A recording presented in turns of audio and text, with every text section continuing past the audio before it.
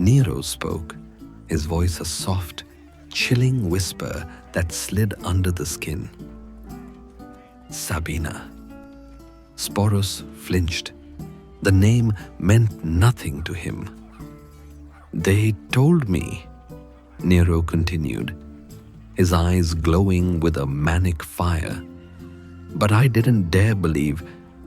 It is you. Confusion warred with Sporus's fear. He found a sliver of courage. My Lord Emperor, he stammered, his voice hoarse. My name is Sporus. I am the son of Philon, a scribe. A flash of irritation crossed Nero's face. He reached out and slapped the boy. It wasn't a brutal blow, but it was sharp, peremptory. The swat one gives a disobedient dog. Do not lie to your emperor, Nero hissed, his face inches from Sporus's. I know who you are. You are simply confused. We will fix that. The air in the imperial bedchamber was thick enough to drown in. It was a suffocating cocktail of spilled Falernian wine, the cloying sweetness of nard perfume, and the metallic tang of something far worse. Gold-threaded cushions lay eviscerated on the floor, their goose-down viscera scattered across a mosaic of fighting gods.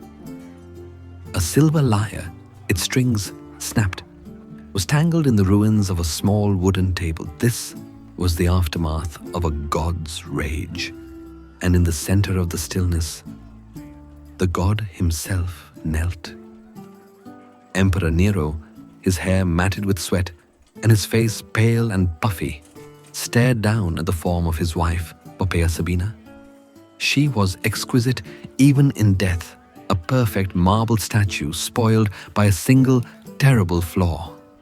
A dark, blossoming bruise marred the silken fabric of her stola just over the gentle swell of her pregnant belly.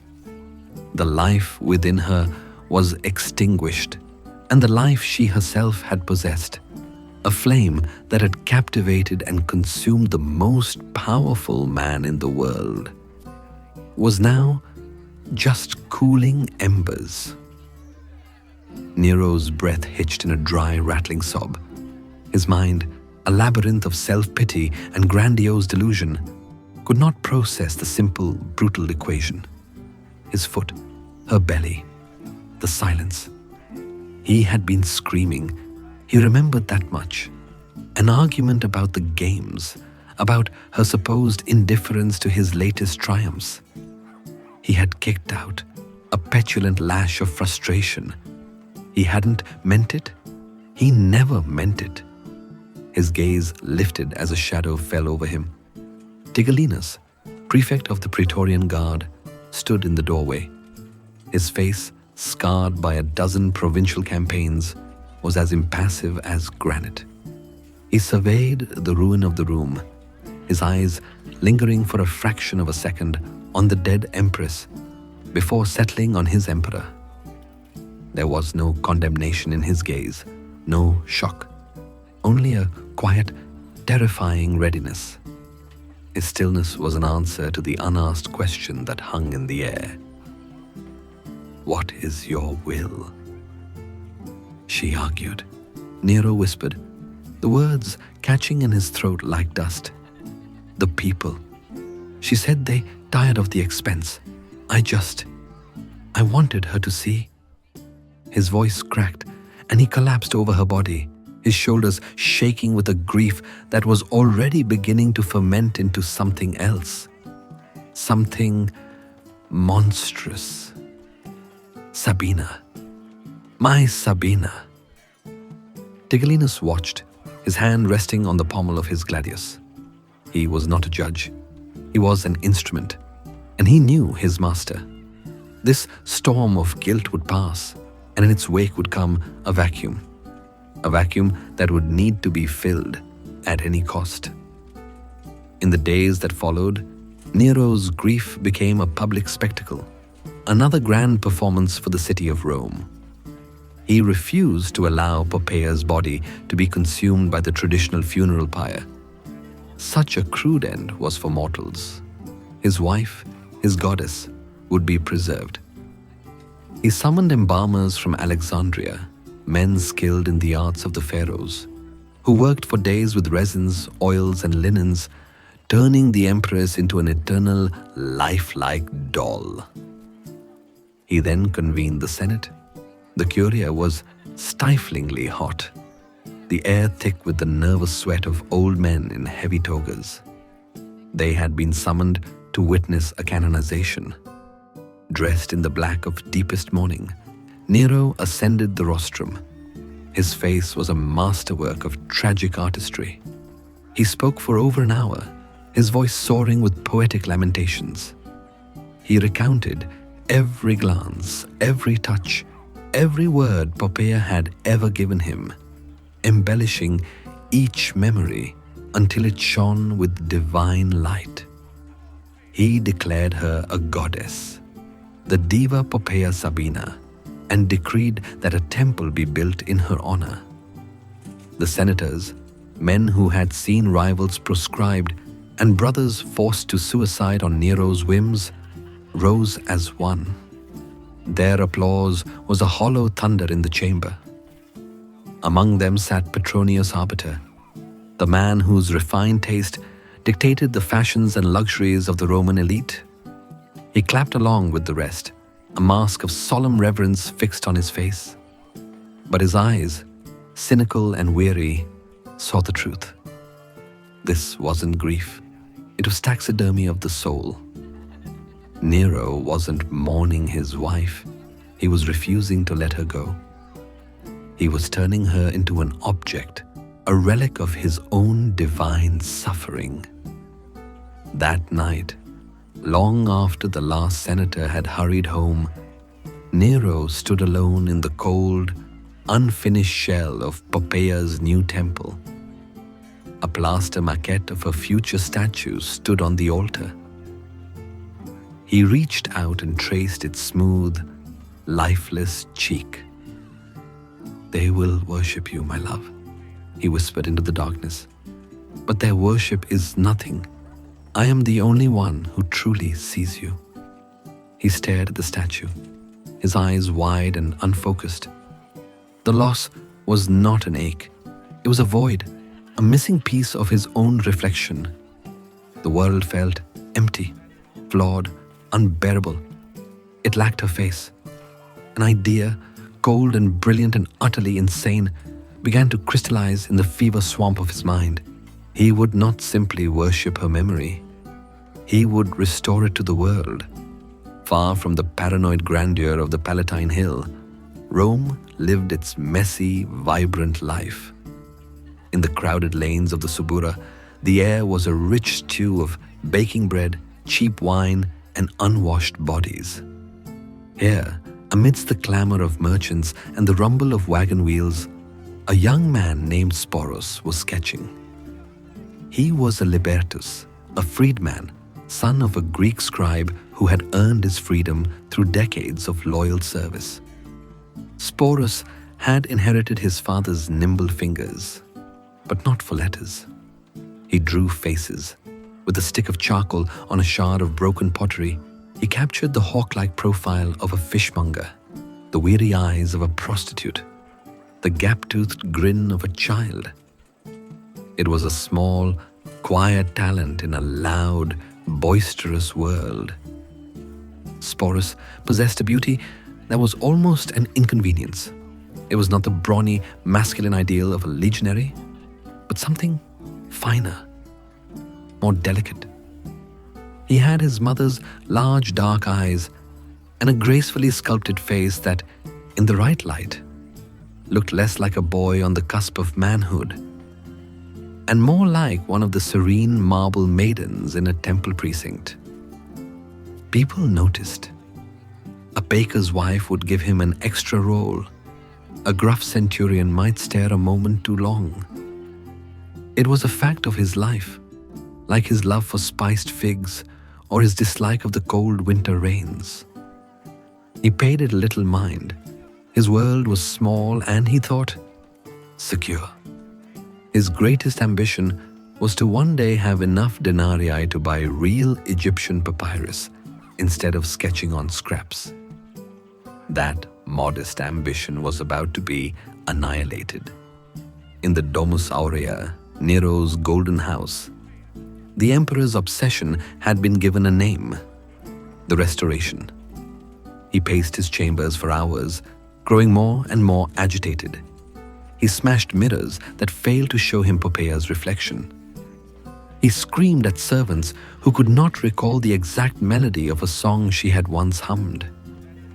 Finally, in a moment of terrible purpose, he summoned Tigellinus. "The statues are cold comfort," Nero said, his voice unnervingly calm. "The temple is an empty house. I need the life, Tigellinus, her life, her face." He gripped the prefect's arm, his fingers digging in like talons. "Find her for me. Not her body, her likeness. I cannot bear a world that does not contain that face. Search everywhere. The taverns, the temples, the slave markets. Find me a reflection of my goddess." Tigellinus, ever the pragmatist, saw no madness in the order, only its logistical challenges. A sane man would have sought a woman who resembled the dead empress. But Tigellinus understood Nero's psyche. Nero did not want a replacement. He wanted a resurrection. He wanted to sculpt reality itself. The prefect nodded, his mind already deploying his resources. And so, the hunt began. Praetorian patrols, normally tasked with keeping civil order, were given new, strange instructions. Spies and informants, accustomed to listening for whispers of sedition, were now ordered to look for a face. They carried with them small wax tablets, etched with the official likeness of the diva Poppaea. For weeks, they scoured the city, their search fruitless. They found women with similar hair, girls with similar eyes, but none with the complete, shocking resemblance the emperor craved. The glance that sealed Sporus' fate was as banal as it was catastrophic. A praetorian on a routine patrol through the Subura paused to buy a cup of watered-down wine. He leaned against a wall, his eyes scanning the crowd. He'd seen the official portraits of the empress 100 times. His gaze fell upon Sporus, who was sitting on a crate, concentrating on a sketch. The guard saw the boy's profile against the light, the sweep of the eyelashes, the delicate line of the nose and chin, the graceful curve of the neck. It was uncanny. It was perfect. The guard threw his cup to the ground, the wine splashing like blood on the dusty street. He did not approach. He was a soldier, not a fool. He followed Sporus at a distance, watching as the boy entered a modest tenement building. He noted the location, and then he ran. That night, the world ended for Sporus. It did not end with the sound of trumpets or the earth splitting open, but with the splintering of a wooden door. He and his parents were eating a simple meal of bread and olives when the heavy, rhythmic pounding began. Before his father could even rise, the door crashed inward. In the frame stood a centurion, flanked by 6 legionaries, their armor and helmets blotting out the lamplight from the hall. They were silent, implacable. "What is this?" Sporus' father cried, stepping in front of his son. "We are citizens. By what right?" A mailed fist sent him sprawling. His mother screamed. 2 soldiers grabbed Sporus, their grips like iron vices on his arms. He was paralyzed with a terror so pure it felt like ice in his veins. He looked at the centurion's face, searching for a reason, an explanation. He found nothing. No anger, no malice. just the detached efficiency of a man carrying out an order. "My name is Sporus," he yelled, his voice thin with panic. "I have done nothing." The words were meaningless. He was dragged from the small, warm room, from the smell of home, from the sight of his mother's horrified face and his father struggling to rise. He was thrown into the back of a covered wagon, the canvas flap pulled shut, plunging him into darkness. The last thing he heard from his old life was his mother's scream, a sound that would echo in his memory until there was no memory left.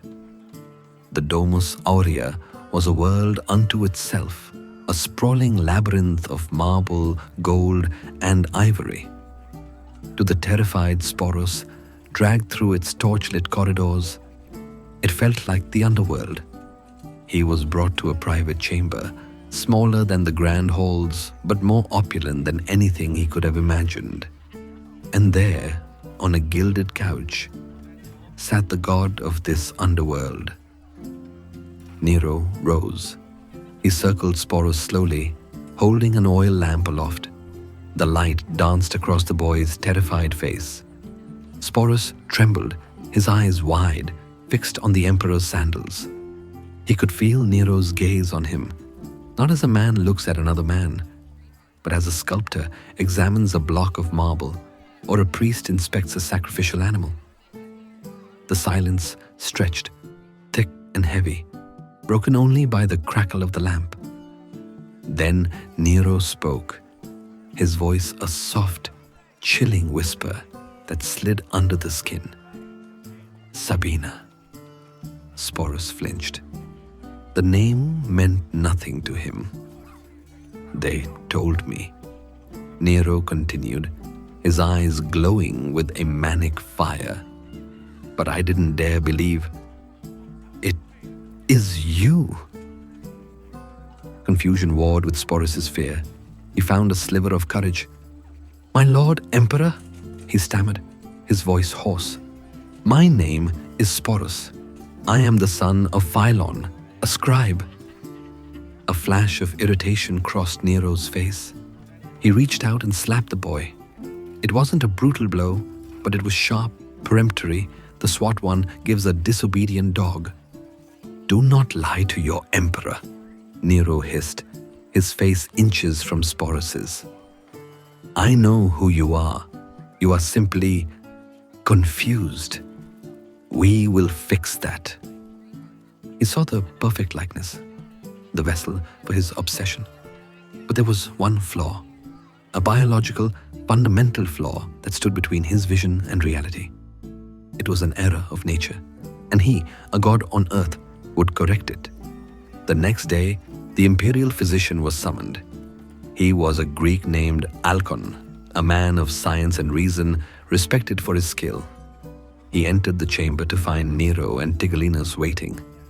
With a terrifyingly placid smile, Nero explained his desire.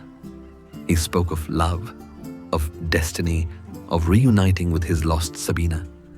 He then laid out his plan. He would marry Sporus, and to make him a proper bride, Alcon would perform a small, necessary operation. The physician went pale. "My lord emperor," he began, his voice shaking slightly. "What you ask, it is a grave mutilation. The procedure is fraught with danger, infection, hemorrhage. It violates the sacred tenets of my art. The corpus must be preserved, not desecrated. Hippocrates himself..." Nero's smile vanished. His eyes became as cold and hard as obsidian. "Are you a physician, Alcon, or a philosopher? Your purpose is to heal. I am sick with grief. This boy is my cure. You will provide it." He gestured vaguely toward the hulking form of Tigellinus. "Or my prefect will provide me with a new physician. I'm sure your assistant is eager for a promotion." Tigellinus didn't move, but his presence filled the room. The threat was absolute. Alcon looked from the mad emperor to the brutal soldier, his science, his ethics, his sacred oaths, they were gossamer threads against the iron wall of imperial power.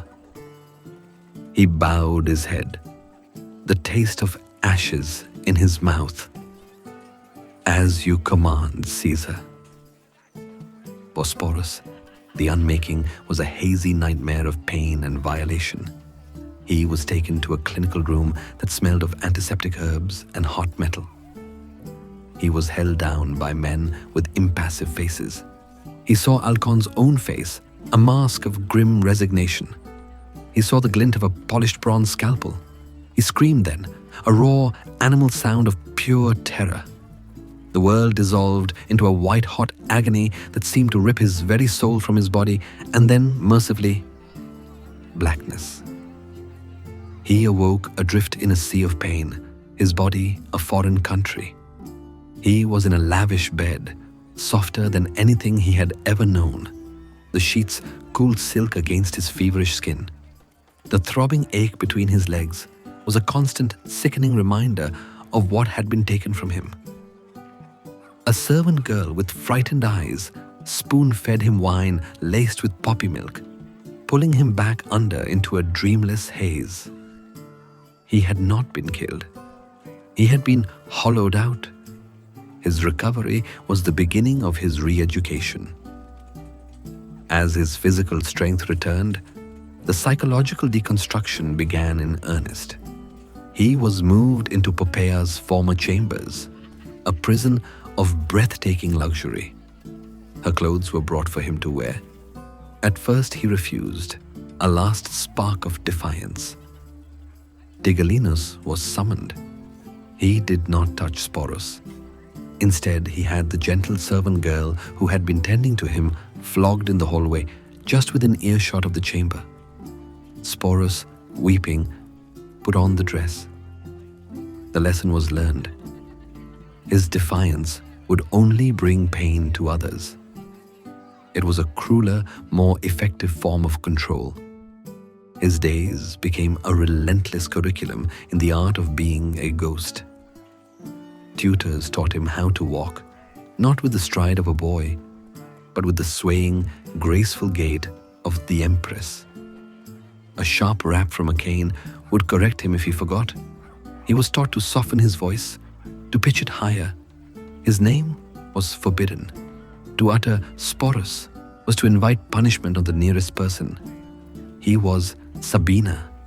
He had to answer to Sabina.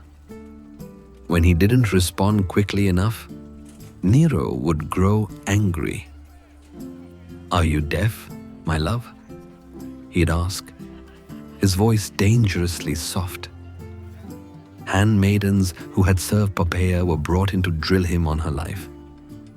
"Tell me, my lady Sabina," one would ask, her eyes darting nervously towards Nero, "of the time the emperor gifted you the pearls from Britain?" Sporus, his mind a blank, would remain silent. Nero would prompt him, "You told me it was the happiest day of your life, my heart." Sporus learned to whisper, "Yes, the happiest day." He was a vessel being filled, drop by painful drop, with the memories of a dead woman. He was learning to lie, to survive, to erase himself. The culmination of this monstrous transformation was the wedding. Rome was treated to a spectacle that left it breathless with a mixture of awe and revulsion. Sporus, draped in the traditional flame-colored veil of a bride, was led through the forum.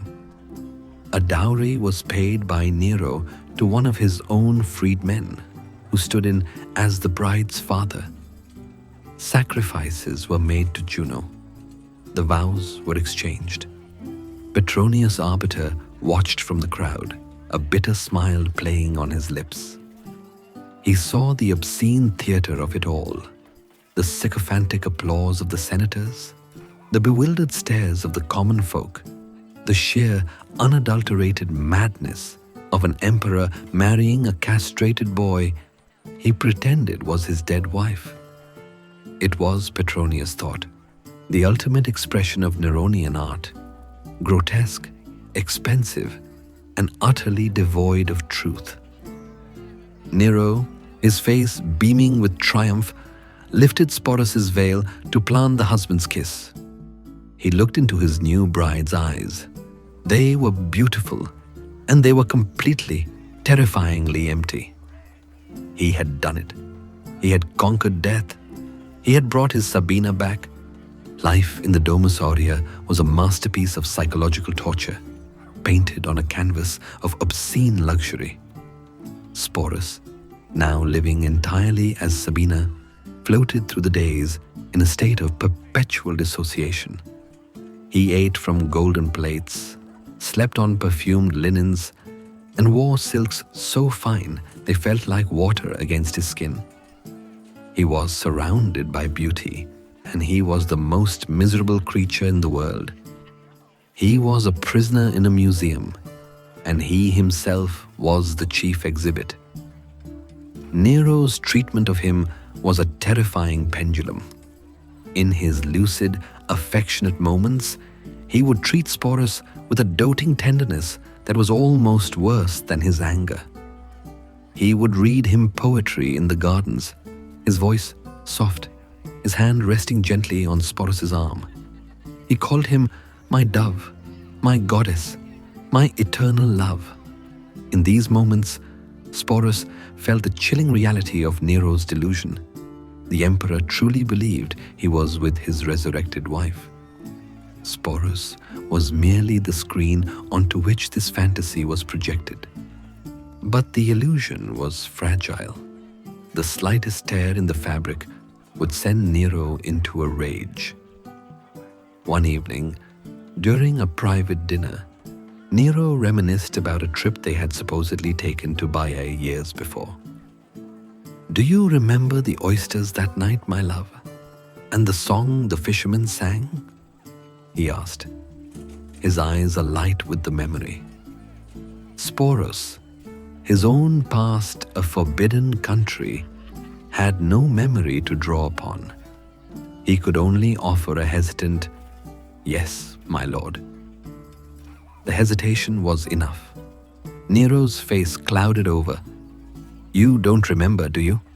he snarled, slamming his goblet down. "How could you forget? After everything I am, everything I give you, you have the insolence to forget our life together." He saw not a frightened, mutilated boy, but the ghost of Poppaea, petulant and ungrateful. He grabbed Sporus by the hair, forcing his head down. "You will remember. You exist because I remember." Sporus learned to become a better actor. He learned to feign memories, to smile at the right time, to weep when Nero spoke of past sorrows. He became an expert in the geography of Nero's mind, navigating the treacherous landscapes of his fabricated past.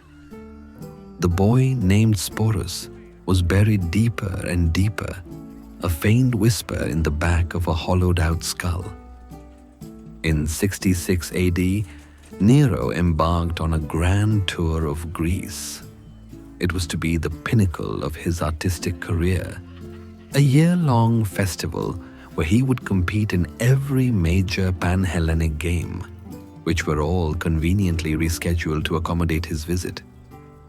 And, of course, he brought his empress.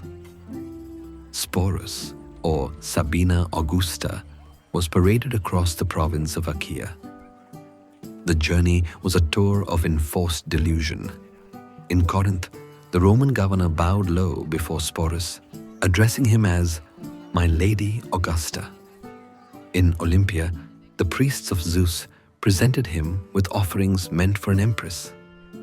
In Delphi, Nero consulted the oracle, with Sporus standing beside him, a silent, beautiful prop in the sacred proceedings. Everywhere they went, men of power and influence, governors, magistrates, local kings, were forced to participate in the charade. They smiled, they bowed, they paid homage to the castrated boy in a dress. It was a stunning demonstration of the boundless, reality-bending nature of Nero's power. The entire Roman world had become a stage for his private madness. For Sporus, it was an agony of public display. During one lavish banquet, as Nero stood before the assembled Greek aristocracy, his voice soaring as he sang a hymn to Apollo, Sporus stared past the flickering lamps out into the dark Aegean night. He could see the distant lights of fishing boats. On one of those boats, he imagined, was a boy his age. His hands calloused from the nets, his face weathered by the salt and sun, his mind full of simple thoughts. The price of fish, a girl in his village, the warmth of his bed. Sporus felt a pang of loss so profound it was a physical ache in his chest. It was a loss not just of his body, but of a whole simple, real world he could barely remember. He was a ghost, haunting someone else's life. But while Nero was collecting trophies and accolades in Greece, the foundations of his power were cracking back in Rome. Letters began to arrive, first with whispers, then with shouts. Governor Julius Vindex had raised a rebellion in Gaul, denouncing Nero as a tyrant and a disgrace. Nero laughed it off. "The Gauls have no ear for music," he quipped. But then came worse news. Servius Sulpicius Galba, the respected governor of Hispania, had declared his allegiance with Vindex. An entire legion was in open revolt. The mood of the tour soured instantly. The artistic festival became a panicked flight. They returned to Rome, but it was not the adoring city Nero had left. The Senate was silent and conspiratorial. The people, facing a grain shortage, were muttering darkly in the streets. Nero's power, which had seemed so absolute, began to evaporate like morning mist.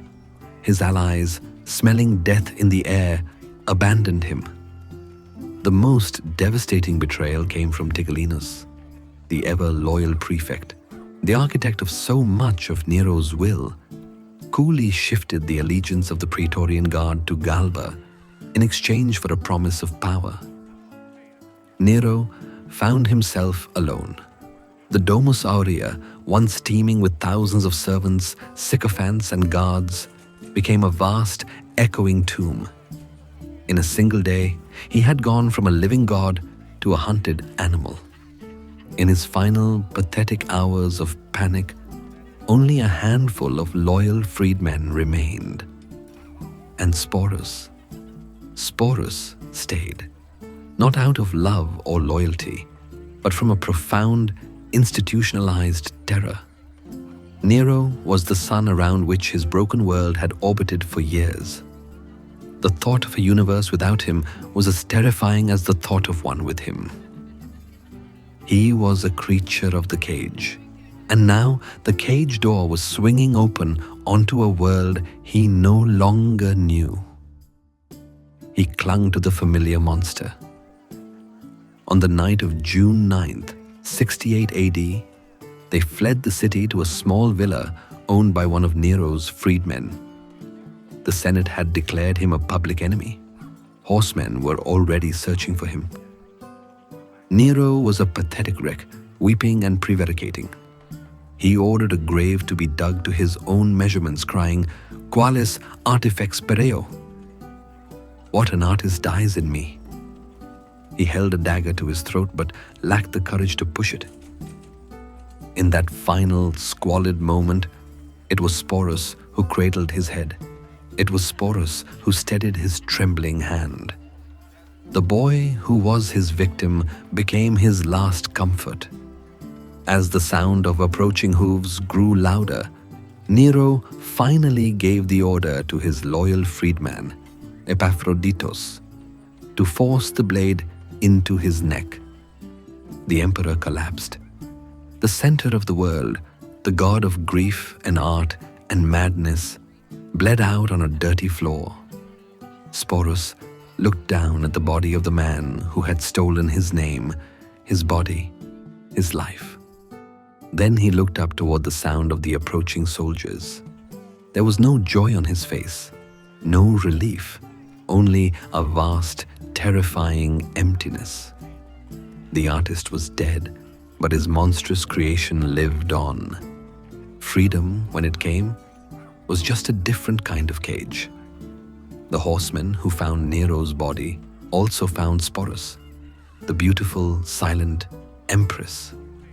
For the men scrambling for power in the chaotic aftermath of Nero's fall, Sporus was not a person to be liberated, but an asset to be seized. The first to claim him was Nymphidius Sabinus, the ambitious praetorian prefect who had betrayed Nero for Galba and was now betraying Galba to make a bid for the throne himself. To legitimize his claim and connect himself to the fallen Julio-Claudian dynasty, he staged a hasty wedding ceremony and married Sporus. Once again, Sporus was put in a bride's veil. Once again, he was a political pawn. The master had changed, but the role remained the same. He was the living booty of a dead emperor. Nymphidius's ambitions were short-lived. His own men, loyal to Galba, murdered him in the Praetorian camp. With his death, Sporus passed into the household of the new emperor, Galba, an old, severe man who had little time for such Neronian relics. But Galba's reign was also brief. He was murdered in the Forum by soldiers loyal to Otho, a former companion of Nero's and, ironically, the first husband of the real Poppaea Sabina. When Otho became emperor, he took Sporus into his court. This was, in many ways, a crueler turn of fate. To curry favor with the legions and the public who still held a nostalgic fondness for the lavish days of Nero, Otho began to adopt some of his predecessors' affectations. He took possession of Sporus as if he were another piece of Nero's furniture. The psychological torment now took on a new, more painful dimension. Otho had known Poppaea. He had been married to her before Nero stole her away. Sometimes, in a drunken fit of nostalgia, or perhaps as a calculated political act, he too would call Sporus Poppaea. Coming from Otho, the name was not a delusion. It was a ghost of a ghost. It reinforced the brand on Sporus' soul. He was not Sporus. He was not even Nero's Sabina. He was just Poppaea, a name, a curse, a role to be played for whichever man held power. He was passed from one emperor to the next like a ceremonial toga, his trauma endlessly renewed. Otho's reign lasted only 3 months. He committed suicide after his forces were defeated by the armies of Aulus Vitellius, a man whose reputation for gluttony was matched only by his capacity for casual cruelty. When Vitellius entered Rome, he took inventory of the imperial household. He found Nero's talking raven, Otho's finely bred horses, and Sporus. Vitellius was not a man of delusions or political nostalgia. He was a coarse creature of appetites. He looked at Sporus and saw not a tragic figure or a political symbol, but a freak, a curiosity, a spectacle waiting to happen. A few weeks into his reign, Vitellius's master of games summoned Sporus. The man, a florid functionary with ink-stained fingers, explained the emperor's plan with a grotesque cheerfulness. The upcoming gladiatorial games needed a novel entertainment for the interlude. The emperor had devised a special mythological reenactment. Sporus, the famous wife of Nero, would be the star. He would be taken into the center of the Flavian amphitheater, and for the delight of 80,000 Roman citizens, he would be publicly, theatrically raped by a condemned criminal costumed as the god Pluto, in a reenactment of the rape of Proserpina. Sporus stood frozen, as the man explained the details of his costume. The ultimate humiliation, his life of private horror, was to be climaxed by a public spectacle of degradation. He was no longer even a person. He was to be a prop in a snuff show. In that moment, something inside him, something that had been dormant for years, finally broke. Or perhaps it was finally pieced back together. The cell beneath the arena was damp and cold. Through the stone, Sporus could feel the rhythmic thudding roar of the crowd above, a sound like a great, hungry beast. The air smelled of sweat, fear, sand, and blood. A coarse woolen costume, meant to resemble the gown of a mythical maiden, lay on the stone bench beside him. He looked at his reflection in a pail of murky water. He saw the face that had started it all. The delicate features, the large eyes. It was still the face of Sabina. It was the face of Poppaea. But for the first time in a long time, he was searching for the face of Sporus. He remembered, faintly, a boy sketching with charcoal, a boy laughing in the sun, a boy with a father and a mother, a life. They had taken everything from him, his name, his family, his future, his past, his very body. They had made him an object, a phantom, a political pawn, a toy. In his entire life, since that terrible night, he had not made a single meaningful choice. His existence had been a long series of submissions to the will of others. But now he had a choice. It was a stark and terrible choice, but it was his. He could walk out into that arena and allow his final degradation to be a public entertainment, the final chapter of his story written by his tormentors. Or he could write the end himself. It was not a choice born of despair, but of a sudden lucid clarity. It was an act of rebellion. It was the only act of agency left to him. It was, in its own tragic way, an act of reclaiming himself. When the guard, a burly man with a bored expression, unbarred the door to his cell to fetch him for the performance, he found the cell quiet. Sporus lay in a crumpled heap on the floor. He had unraveled a thread from the hem of the coarse costume, a long, strong thread, and had painstakingly, determinedly strangled himself. He had denied Vitellius his spectacle. He had denied the roaring crowd their freak. In the end, he had chosen the silence of his own death over the noise of their cruelty. His final act was not a performance. It was a refusal. Vitellius's reign would be short and brutal. He was killed by the troops of the next emperor, Vespasian, before the year was out, his body dragged through the streets of Rome and thrown into the Tiber. Sporus's name is recorded by Roman historians Suetonius and Cassius Dio, often as a curious footnote to the eccentricities of Emperor Nero. He is remembered as a boy who looked like a dead empress. His real name, his family, his life before Nero, and the depth of his suffering are lost to the silence of history. He remains a phantom, not of an empress, but of the countless victims whose identities are erased by the absolute power of tyrants.